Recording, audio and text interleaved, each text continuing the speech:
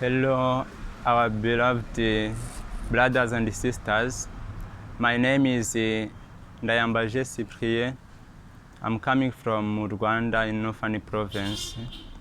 I'm a young brother Carmelite. Now I'm in studies at Bujumbura Seminary in a cycle of philosophy. I'm going to start the second year. In Carmel, I would like to tell you that I'm pleased, it is happy, it is the heaven. We start to vibe our heaven here in the world. In Carmel, the priority for me, it is the prayer in silence, the community.